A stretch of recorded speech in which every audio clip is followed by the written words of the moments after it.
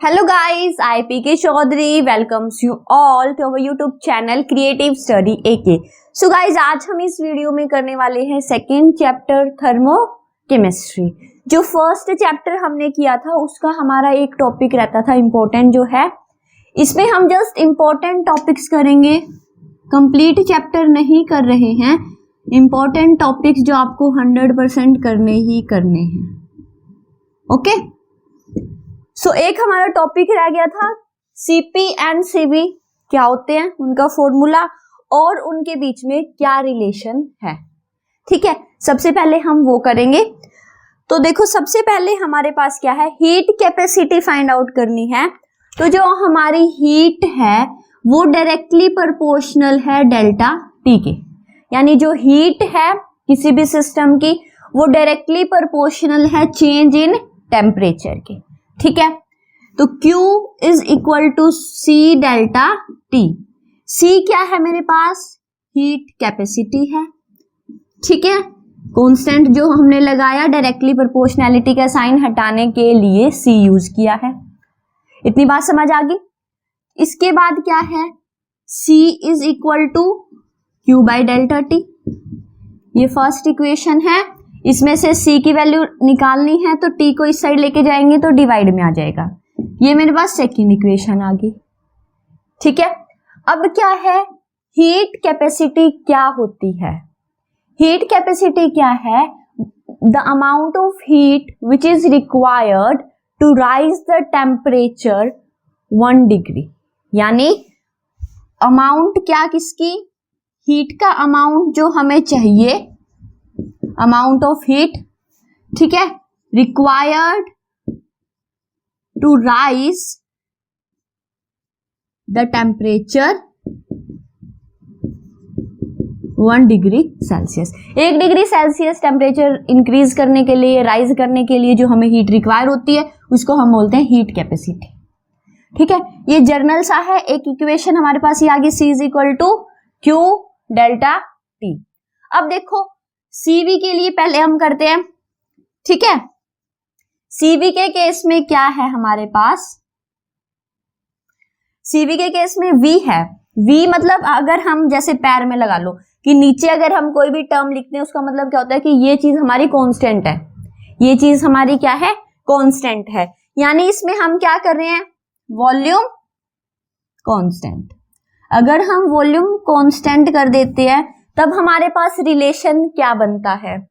तो देखो इसमें सी वी लिख दूं, क्यू वी डेल्टा टी। इतनी बात समझ आ गई। इस फॉर्मूला, ये वाला फॉर्मूला मैंने यूज किया है, बस क्या कर दिया, सी के साथ वी लिख दिया, क्यू के साथ भी वी लिख दिया। इतनी बात समझ आ गई। अब देखो हमारे पास होता है फर्स्ट लॉ ऑफ थर्मोडायनेमिक्स, जो हमने फर्स्ट वीडियो में कर लिया, फर्स्ट चैप्टर में। फर्स्ट लॉ है हमारे पास, क्या होता है फर्स्ट लॉ, फर्स्ट लॉ का फॉर्मूला हमें डायरेक्ट लिखना है, Q is equal to delta U plus W।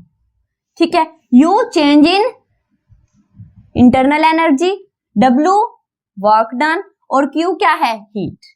ठीक है, अगर वॉल्यूम मेरी क्या है, कांस्टेंट है, वॉल्यूम क्या है, कांस्टेंट है, तो वर्क डन हमारा क्या होता है, P डेल्टा V, है ना। माइनस प्लस का साइन हमारे पास जो कंडीशन गिवन एक्सपेंशन की उसके अकॉर्डिंग लगाते हैं। ठीक है, उसमें कुछ नहीं करना। तो डेल्टा वॉल्यूम कांस्टेंट है तो उसका चेंज इन वॉल्यूम क्या हो जाएगा, 0, यानी delta V is equal to 0। Delta V 0 होगा तो यानी W क्या हो जाएगा, 0 हो जाएगा। जो Q है वो किसके इक्वल हो जाएगा, डेल्टा U के।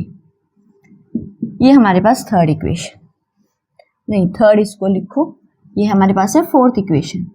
इतनी बात समझ आ गई। अब क्या करेंगे, QV की जगह मैं क्या रख दूंगी, वॉल्यूम कांस्टेंट लिया, डेल्टा U रख देंगे, यानी CV is equal to delta U by delta T। समझ आ गया। वेरी स्मॉल चेंज के लिए du बाई dt भी हम इसको लिख सकते हैं। यानी इससे हमारे पास रिलेशन क्या आ गया, फॉर्मूला आ गया CV का, CV is equal to delta U by delta T। यानी change in internal energy with respect to change in temperature. Temperature change होगा तो उसकी इंटरनल एनर्जी चेंज होगी, उनका रेशियो हमारे पास क्या होता है, CV होता है। ठीक है, ये हमारे पास क्या था, CV का रिलेशन था। अब देखो नेक्स्ट टर्म हम क्या करेंगे, कांस्टेंट। नेक्स्ट हम लेंगे कांस्टेंट प्रेशर। क्या लेंगे, कांस्टेंट प्रेशर। प्रेशर अगर हम कांस्टेंट लेते हैं तो आपको क्या करना है कि जो हमारे पास ये वाला फॉर्मूला बना था C is equal to q by delta T, ये लिखो C is equal to q by delta T, यहाँ P लिख दूं। सेम चीज जो मैंने यहाँ क्या की थी, V लिखी थी, है ना, यही किया था। अब क्या करेंगे हम, जो PQ है उसकी जगह हम रख देंगे डेल्टा H। क्या रख देंगे, delta H। CP is equal to जो हमारा डेल्टा Q है उसके केस में क्या आ जाएगा, delta H by delta T। Small change के लिए हम करते हैं delta H by delta T। ये हमारे पास फॉर्मूला आ गया किसका, CP के केस में। ठीक है, मींस जो हमारी वॉल्यूम के केस में, CV के केस में हमारे पास जो टर्म आएगी वो इंटरनल एनर्जी आएगी, और जो प्रेशर के केस में आएगी वो एंथैल्पी आएगी। ये चीज आपको करनी है, थोड़ी सी ध्यान रखना। ठीक है, CV का फॉर्मूला आ गया, CP का फॉर्मूला। अब क्या करना है, रिलेशन हमें फाइंड आउट करना है between CV and CP। CV और CP के बीच में रिलेशन फाइंड आउट करने के लिए हम क्या करेंगे, सबसे पहले देखो क्या करना है। एक हमारे पास क्या होता है, एक कंडीशन हम लेंगे, 1 मोल कंडीशन ली। जो हमारे पास नंबर ऑफ मोल्स हैं, मतलब क्या है, कोई भी पार्टिकल्स है वो क्या है, 1 मोल पार्टिकल्स है। 1 मोल ऑफ आइडल गैस लगा लो, ठीक है, ऑफ आइडल गैस। तो PV इक्वल टू nRT, यही होता है। n की वैल्यू क्या हो जाएगी, 1, तो PV is equal to RT। इतनी बात समझ आ गई। अब हमारे पास क्या है, एक छोटा सा रिलेशन होता है एंथैल्पी का। Enthalpy is equal to U plus PV। एक ये फॉर्मूला आपको आना चाहिए, मतलब फर्स्ट चैप्टर में मे भी थोड़ा सा हमने डिस्कस भी किया होगा। H is equal to U plus PV, यानी enthalpy is equal to internal energy plus pressure into volume. अब देखो मैंने क्या किया, PV इक्वल टू RT, तो PV की जगह मैं RT पुट कर सकती हूं। H is equal to U plus RT, बात इक्वल है क्योंकि इक्वल है दोनों। ठीक है, उसके बाद क्या करेंगे, इनका डिफरेंशिएशन कर दो with respect to temperature. du by dt plus R constant है तो dt बाई dt करेंगे तो भी ये कैंसिल आउट हो जाएगा, यानी dH by dt is equal to du by dt plus R। ठीक है, ये क्या है, dH by dt CP is equal to CV plus R। समझ आ गया, CP minus CV is equal to R। ये हमारे पास रिलेशन आ गया CP और CV में। उसके बाद क्या है, CP is always greater than CV। ठीक है, अब हम माइनस करते हैं किसी टर्म को तो बड़े में से छोटा माइनस करते हैं ना, तो इसमें से हमारे पास रिजल्ट आ गया कि जो हमारा CP है वो ग्रेटर होता है CV से। समझ आ गया, ये था हमारे पास CV CP की हमने पहले फॉर्मूलाज फाइंड आउट किए, फिर उनके बीच में रिलेशन। दोबारा से एक बार फटाफट रिवाइज कर लेते हैं। Q is equal to delta T, heat जो है वो डायरेक्टली प्रोपोर्शनल है टेम्परेचर के, प्रोपोर्शनैलिटी का साइन हटाया, C लगा दिया। C क्या है, हीट कैपेसिटी का कोफिशिएंट है। C is equal to Q by delta T। Volume constant ली तो मैंने CV QV by delta T कर दिया। ठीक है, फिर हमारे पास फर्स्ट लॉ होता है Q is equal to delta U plus W, W is equal to P into delta V। तो डेल्टा V क्या हो जाएगा, 0 हो जाएगा, वॉल्यूम कॉन्स्टेंट है तो ये 0 हो गया। तो यानी Q किसके इक्वल है, डेल्टा U के, तो हम Q की जगह क्या रख देंगे, डेल्टा U पुट कर देंगे। ठीक है, तो delta U by delta T is equal to CV। CP के केस में जो डेल्टा P है वो किसके इक्वल हो जाएगा, डेल्टा H के इक्वल हो जाएगा। Cp की जगह हम डेल्टा H पुट कर देंगे। उसके बाद रिलेशन लेंगे हम 1 मोल, हमारी आइडल गैस है वो क्या है 1 मोल है, PV इक्वल टू nRT की इक्वेशन लगाएंगे, n की वैल्यू 1 हो जाएगी, PV इक्वल टू nRT। उसके बाद क्या है एंथैल्पी की जो इक्वेशन होती है, एंथैल्पी हमारे पास किसके इक्वल होती है, internal energy plus pressure into volume. तो PV की जगह हम RT पुट कर देंगे, जो इक्वेशन आएगी उसको डिफरेंशिएट करेंगे टेम्परेचर के साथ, तो यानी इस ये वाला फॉर्मूला हमारा Cp बन जाएगा, ये वाली टर्म हमारी Cv बन जाएगी, ये R है, Cv को इस साइड ले आएंगे तो ये हमारे पास क्या आ गया, रिलेशन आ गया। होप समझ आ गया होगा। अब हम करते हैं हमारे थर्मोकेमिस्ट्री के important topics.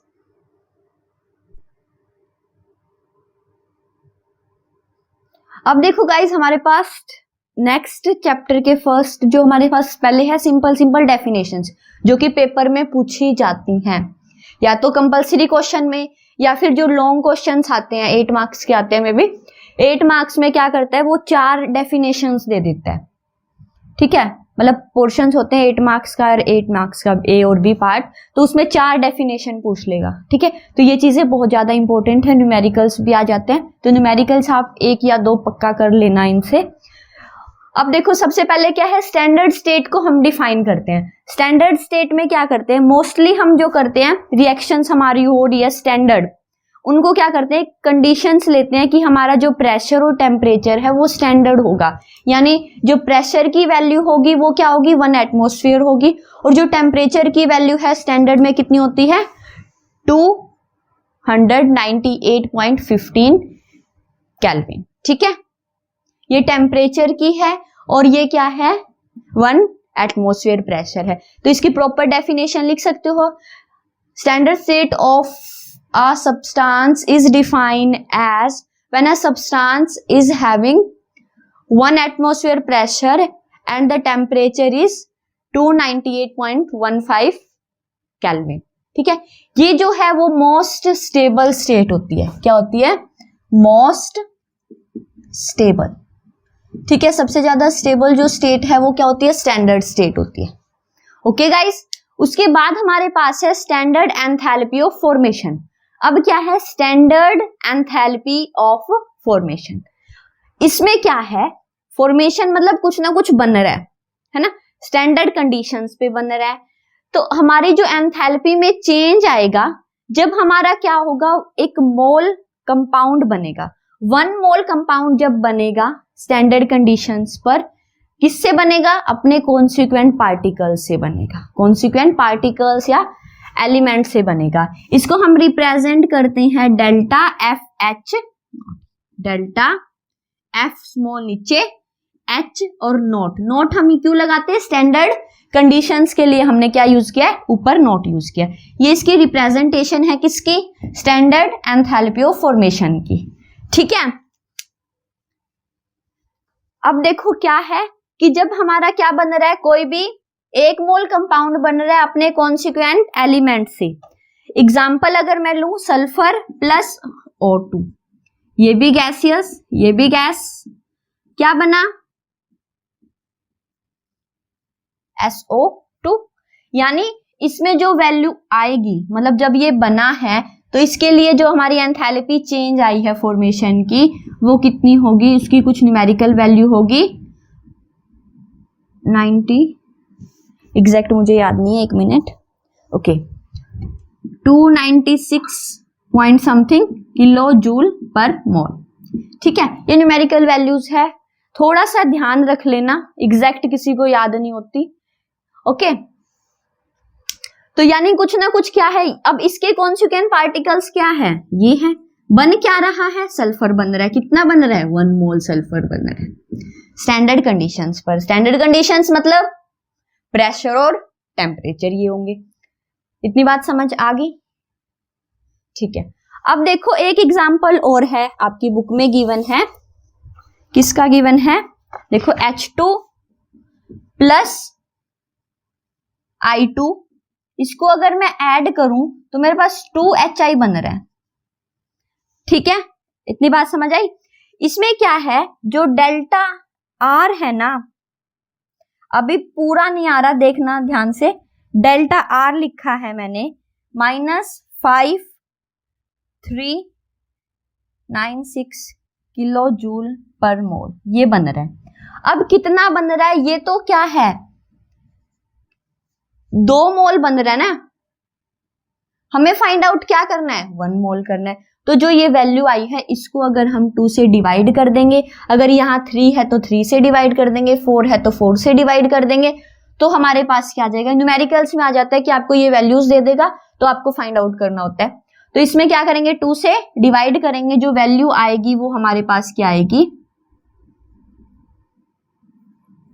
Standard enthalpy of formation की आएगी। मतलब अगर 1 मोल कंपाउंड बन रहा है डायरेक्ट तो उसकी डायरेक्ट वैल्यू है जो गिवन है, लेकिन अगर क्या है 1 से ज्यादा बन रहे, 2 बन रहे, 3 बन रहे, तो उस वैल्यू को आपको डिवाइड करना है उसी नंबर से। ठीक है, ये बात समझ आ गई? ओके, अब हमारे पास क्या है कि अगर हमें standard enthalpy of formation of reaction find out करनी है, क्या बोला मैंने, स्टैंडर्ड एंथैल्पी, शॉर्ट में लिख देती हूं, ऑफ रिएक्शन फाइंड आउट करनी है, तब क्या करेंगे, जो स्टैंडर्ड एंथैल्पी है फॉर्मेशन ऑफ प्रोडक्ट, जो प्रोडक्ट की है उसमें से माइनस कर देंगे हम रिएक्टेंट की। ये फॉर्मूला ध्यान रख लेना, रिएक्टेंट की। समझ आ गया? अगर हमसे पूछ ले रिएक्शन की हमें फाइंड आउट करनी है, standard enthalpy of formation reaction की, कंप्लीट रिएक्शन की, तो हमें क्या करना है, जो प्रोडक्ट की वैल्यू है उसमें से रिएक्टेंट की वैल्यू माइनस करनी है। ठीक है, ये छोटा सा टॉपिक था स्टैंडर्ड एंथैल्पी ऑफ फॉर्मेशन का। होप समझ आ गया होगा। अब नेक्स्ट टॉपिक हम करेंगे स्टैंडर्ड एंथैल्पी ऑफ कंबशन। ठीक है, अब क्या है स्टैंडर्ड एंथैल्पी ऑफ कंबशन।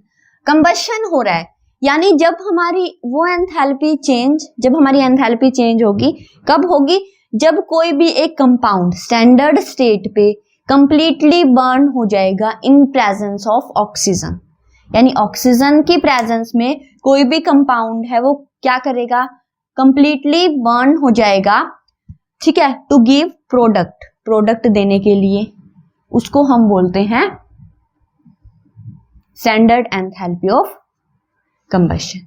ठीक है, इसको हम शो किससे करते हैं, डेल्टा CH0, इससे हम इसको डिनोट करते हैं। समझ आ गया? इसमें देखो कार्बन है, ग्रेफाइट, ठीक है, एलोट्रोप है, प्लस क्या है, ऑक्सीजन की प्रेजेंस में ये अपने आप को बर्न करेगा और हमारे पास क्या बनेगा, CO2, CO2 की फॉर्मेशन होगी। इसके केस में जो वैल्यू है जैसे डेल्टा CH0 की, यानी एंथैल्पी ऑफ कंबशन की जो वैल्यू है, माइनस, हमेशा माइनस में आती है, 393 समथिंग आएगी। ठीक है, समझ आ गया? यानी जो मेरा कार्बन है, कार्बन अपने आप को कंप्लीटली बर्न कर रहा है किसकी प्रेजेंस में, ऑक्सीजन की प्रेजेंस में। ऑक्सीजन की जो अमाउंट है वो डिपेंड करती है कि कितनी उसको नीड है। ठीक है, उतनी वो ऑक्सीजन लेगा और वो प्रोडक्ट में कन्वर्ट कर देगा। इसको हम डेल्टा CH0 से शो करते हैं। ठीक है, अगर आपको प्रॉपर डेफिनेशन लिखनी है तो क्या हो जाएगी, it is enthalpy change, it is enthalpy change when 1 mole of compound under standard conditions, temperature और प्रेशर की standard condition is completely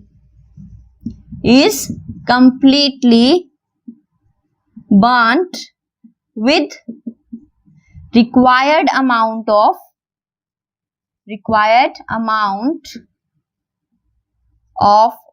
oxygen to form product, यानी प्रोडक्ट बनाने के लिए वो क्या करेगा, कंप्लीटली बर्न हो जाएगा in the presence of oxygen. ठीक है, अपनी स्टैंडर्ड स्टेट में। ठीक है, यही जो चीज मैंने बताई थी हिंदी में वही इंग्लिश में लिख दिया कि एंथैल्पी चेंज हो रही है जब हमारा कोई भी एक मोल कंपाउंड यानी कार्बन ग्रेफाइट है वो कंप्लीटली बर्न हो रहा है अपनी स्टैंडर्ड कंडीशंस में। ठीक है, required amount in the presence of required amount of oxygen, जितनी इसको रिक्वायर्ड है बर्न होने के लिए कि ये कंप्लीटली अच्छे से बर्न हो जाए उतनी ही वो ऑक्सीजन लेगा और हमारी प्रोडक्ट बन जाएगी। इसको डिनोट इससे करते हैं। ठीक है, ये था हमारे पास स्टैंडर्ड एंथैल्पी ऑफ कंबशन।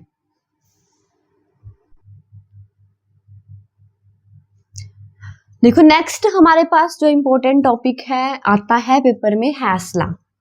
ठीक है, ये लॉ हमें क्या कहता है, अगर हम सिंपल सी लैंग्वेज में अगर मैं बात करूं कि देखो कोई भी रिएक्शन हो रही है तो रिएक्शन क्या है, एक रिएक्शन ए रिएक्टेंट है वो बी प्रोडक्ट में कन्वर्ट हो रहा है। ठीक है, तो ये एक रिएक्टेंट, ये मेरे पास क्या है फाइनल प्रोडक्ट है। इतनी बात समझ आ गई। अब मैं क्या कर दूं, ए पहले ए में कुछ ऐड किया मतलब ई ऐड किया, सी बन गया। ठीक है, अब सी है, सी में कुछ ऐड किया वो क्या बन गया, बी बन गया।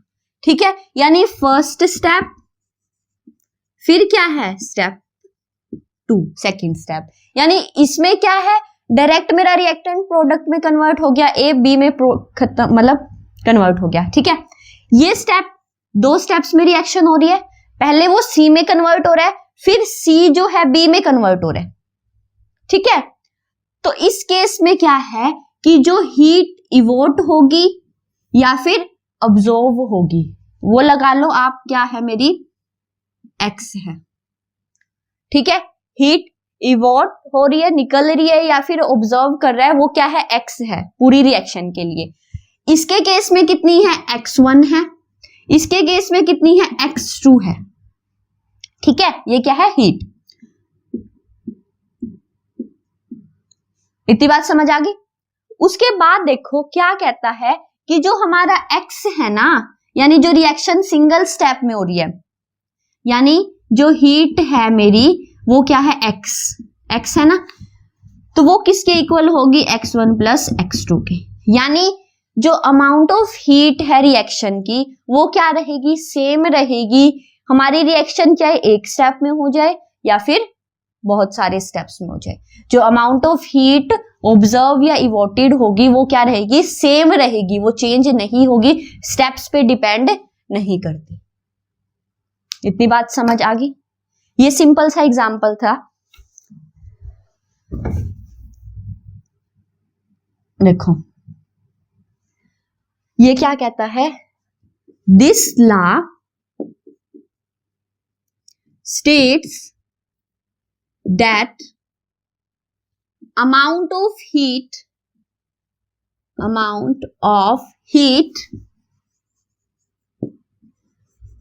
absorbed or during the reaction, during the reaction is same whether the reaction is taking place, whether the reaction is taking place in single step or number of steps।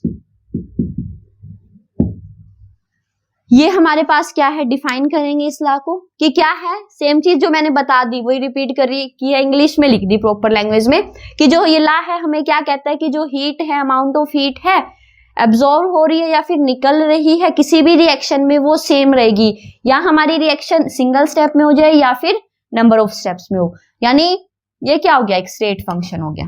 क्या हो गया स्टेट फंक्शन। हमने first video में किया था first chapter में। State function कौन से होते हैं, एक पाथ फंक्शन होता था। स्टेट मतलब जो इनिशियल और फाइनल स्टेट से मतलब है, पाथ से मतलब नहीं रखती। ठीक है, इस लॉ में क्या है ये चीज ओबे हो रही है। ठीक, ये क्या है, हैस लॉ जो होता है वो क्या करता है, law of conservation of energy को फॉलो करता है। ठीक है, अब देखो एग्जांपल दिया हुआ है, इसमें देखो कार्बन प्लस O2, ठीक है, ये क्या है, किसमें कन्वर्ट होगी, CO2 में बन गई।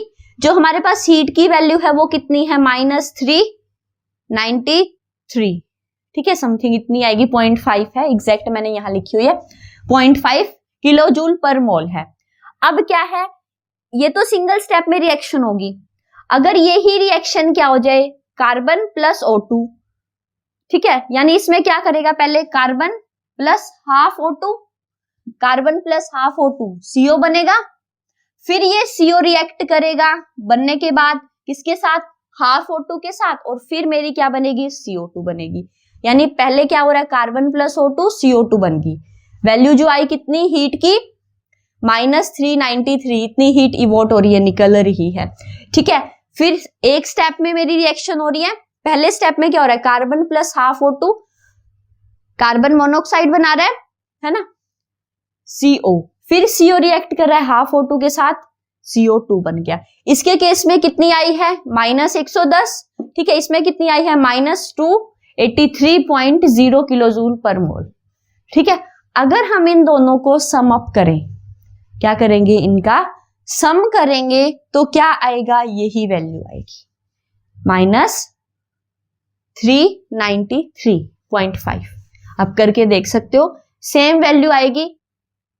ठीक है, तो इस लॉ में बस यही बताता है कि क्या है, जो अमाउंट हीट की अमाउंट है वो क्या सेम रहती है, वो डिपेंड नहीं करती नंबर ऑफ स्टेप्स पे, कि रिएक्शन एक स्टेप में हो रही है, 2 स्टेप में हो रही है या सिंगल स्टेप में हो रही है, हीट की अमाउंट सेम रहेगी। ठीक है, क्या है, जो एंथैल्पी होती है वो क्या होता है, स्टेट फंक्शन होता है ना, वो क्या है, पाथ पे डिपेंड नहीं करती। वही चीज है कि हमारा रिएक्टेंट और प्रोडक्ट से मतलब है, हमें स्टेप से मतलब नहीं है।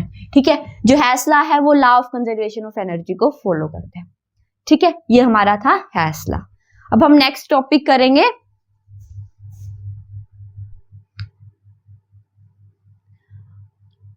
अब हमारे पास है किरचॉफ्स इक्वेशन। ठीक है, किरचॉफ इक्वेशन हमें क्या बताती है गाइस, ये हमें बताती है relation between temperature and enthalpy. Exact relation बताती है कि किसके बीच में, टेम्परेचर और एंथैल्पी के बीच में।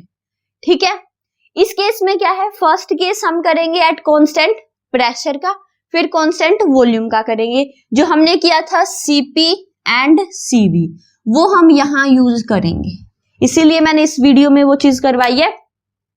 ठीक है, अब सबसे पहले देखो कि कोई भी रिएक्शन मैंने कंसीडर कर ली, ए जर्नल रिएक्शन कंसीडर की, रिएक्टेंट ए है, प्रोडक्ट में कन्वर्ट हो रहा है बी में। ठीक है, अगर मैंने क्या ले ली, एंथैल्पी ले ली ए और एंथैल्पी बी की HB, है ना, ये चीज की, अगर ए की रिएक्टेंट की एंथैल्पी मैंने किससे डिनोट कर दी, ये है मेरे पास रिएक्टेंट की। ठीक है, चेंज नहीं लेंगे, नॉर्मल लेंगे एंथैल्पी। ये मेरे पास क्या है, एंथैल्पी ऑफ प्रोडक्ट। ठीक है, अब हम क्या करते हैं, change in enthalpy of reaction delta H किसके इक्वल आएगी, enthalpy of product minus enthalpy of reactant. ये मेरे पास फर्स्ट इक्वेशन आ गई, इतनी बात समझ आ गई।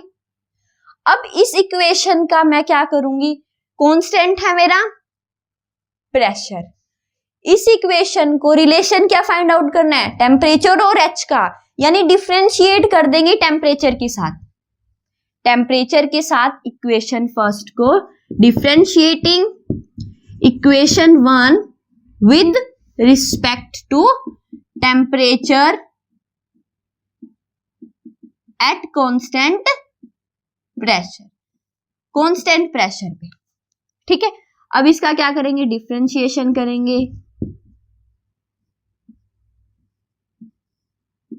नीचे क्या लिख दूं, P, क्योंकि कांस्टेंट है, H B H A ऐसे ही है ना, तो कर्ली लगा दो,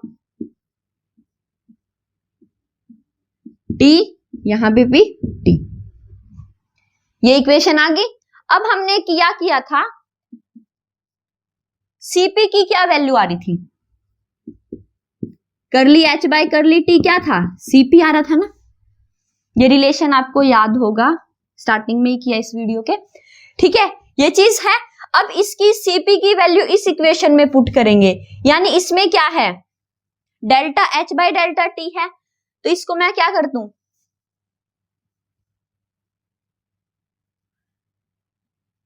डेल्टा Cp लिख दूं। यहां पे मैंने क्या लिख दिया, Cp है ना, Cp किसका, प्रोडक्ट का है तो B लिख दिया, माइनस Cp किसका, रिएक्टेंट का। इतनी बात समझ आ गई। कुछ नहीं किया, बस क्या किया है, वैल्यूज पुट की है Cp की और Cv की। समझ आ गया।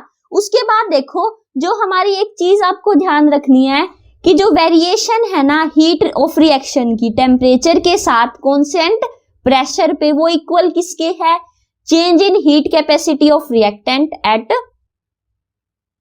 Constant pressure. ये आपको कंडीशन लेनी है एक छोटी सी। क्या कंडीशन है कि जो वेरिएशन है हमारे पास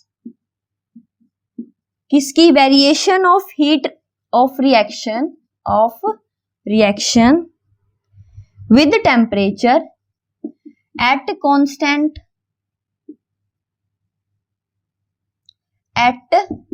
कांस्टेंट ये कंडीशंस तो हमने पहले ले ली, प्रेशर। तो इसमें क्या है, किसके इक्वल है, is equal to change in heat capacity of reaction. यानी इसमें क्या करेंगे हम, जो एंथैल्पी चेंज है H2 माइनस H1 किसके इक्वल हो जाएगी, integration T1 to T2, temperature change कर रहे हैं, डेल्टा Cp और dt। यानी जो हमारी एंथैल्पी चेंज हो रही है, बस उसका क्या किया है इन्होंने, किसके विद रिस्पेक्ट में हो रही है, डेल्टा Cp के, है ना। बस क्या किया, डेल्टा H2 माइनस H1 ले लिया, किसकी, रिएक्टेंट और प्रोडक्ट की, जो हम क्या कर रहे थे, A और B से हमने डिनोट किया, और कुछ भी नहीं किया। अब इसका क्या करेंगे, इंटीग्रेशन करेंगे, delta H2 minus delta H1 is equal to delta Cp। इसका इंटीग्रेशन करेंगे तो क्या हो जाएगा, T2 माइनस T1, अपर वाली लिमिट माइनस लोअर वाली लिमिट, यही होता है ना। अब क्या करेंगे, इस टर्म को इस साइड ले आएंगे, delta H2 minus delta H1 is equal to T2 minus T1 is equal to delta Cp। यही हमें रिलेशन फाइंड आउट करना था। यही है किरचॉफ्स इक्वेशन इनके एट कांस्टेंट प्रेशर। सिंपल सी है। कोई भी रिएक्शन कंसीडर की, जर्नल, ठीक है, उनकी दोनों की क्या ले ली मैंने, जैसे रिएक्टेंट की एंथैल्पी HA ले ली, प्रोडक्ट की क्या ले ली, HB ले ली, ठीक है। अब क्या करेंगे, चेंज इन एंथैल्पी हम फाइंड आउट करते हैं, तो प्रोडक्ट माइनस रिएक्टेंट, इसको डिफरेंशिएट कर देंगे विद रिस्पेक्ट टू टेम्परेचर। क्यों, क्योंकि देखो एंथैल्पी हमारे पास आ गई, तो हमारे पास ये रिलेशन किसके बीच में देता है, एंथैल्पी और टेम्परेचर के बीच में। तो इसके साथ डिफरेंशिएट किया, डिफरेंशिएट कर देंगे। तो उसके बाद हमें यूज करना है Cp का फॉर्मूला। जो Cp का फॉर्मूला आया था वो क्या था, delta H by delta T। इसमें क्या है, delta H by delta T है, यानी इसमें डेल्टा Cp आ जाएगा। इसमें क्या आ जाएगा, Cp B Cp A, है ना। बस स्पेसिफिक कर दिया कि ये रिएक्टेंट का है, ये प्रोडक्ट का है। उसके बाद क्या कहा कि जो हमारी चेंज हो रही है, वेरिएशन है हीट की, वो क्या है, किसके इक्वल है, चेंज इन हीट कैपेसिटी के, चेंज इन हीट कैपेसिटी। यानी enthalpy change delta H2 minus H1, integration करेंगे डेल्टा T का, डेल्टा Cp क्या है, कांस्टेंट है, ये बाहर निकाल लेंगे, T2 माइनस T1। ये इक्वेशन आ जाएगी हमारे पास, ठीक है। अब नेक्स्ट केस करेंगे, ये तो हो गया। नेक्स्ट है हमारे पास Cv का। CV के केस में मैंने याद करवाया था V। अभी नेक्स्ट करते हैं, चलो वॉल्यूम क्या हो जाएगी, इसमें कांस्टेंट लेंगे, इसमें प्रेशर कांस्टेंट लिया था, नेक्स्ट केस हम क्या करेंगे, वॉल्यूम कांस्टेंट ले लेंगे। ठीक है, अभी करते हैं वो।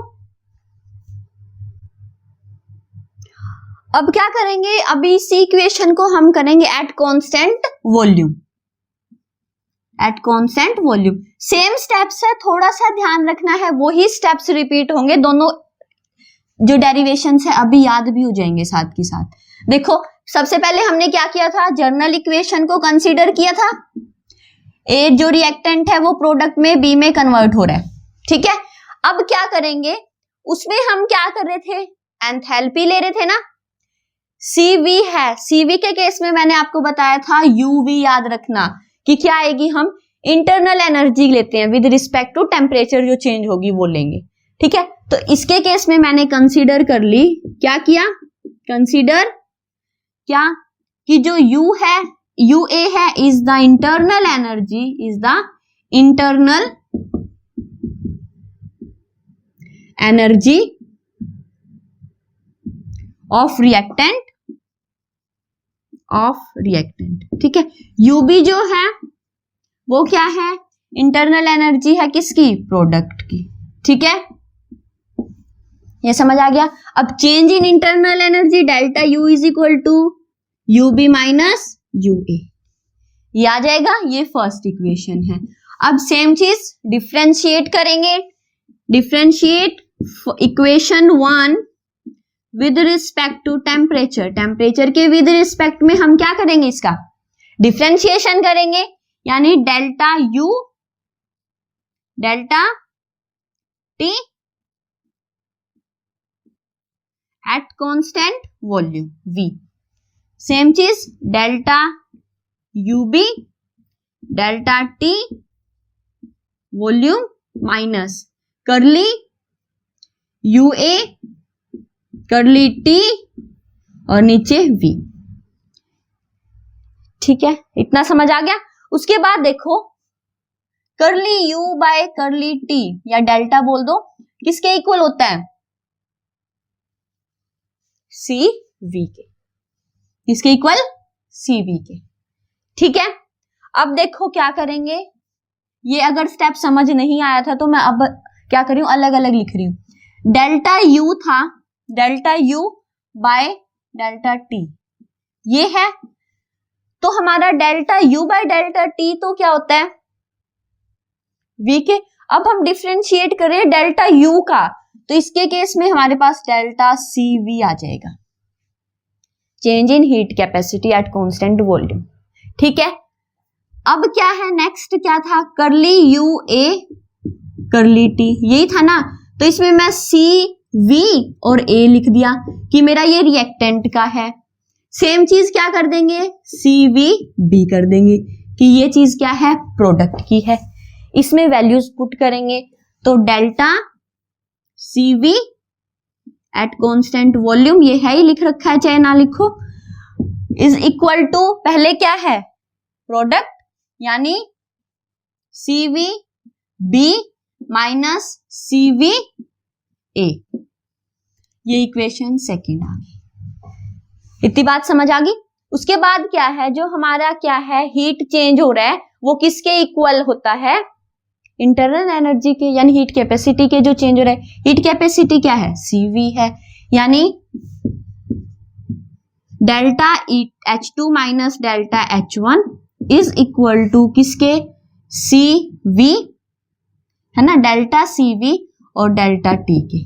अब क्या करेंगे, चेंज है, डिफरेंशिएट करेंगे, इंटीग्रेशन करेंगे सॉरी, T1 टू T2 किसका, टेम्परेचर का।